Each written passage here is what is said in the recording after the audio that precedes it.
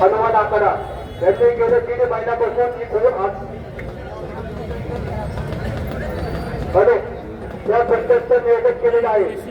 त्यामुळे यांचा होणारा बंद सर्व एक नंबरच्या मुद्दे सर्व प्रेक्षकांना विनंती आहे की आपण या ठिकाणी शेवटची बंदी वस्तू जाऊ नका. तुमच्या सगळ्या ठिकाणी होणारे याची सर्वांनी नोंद घ्या.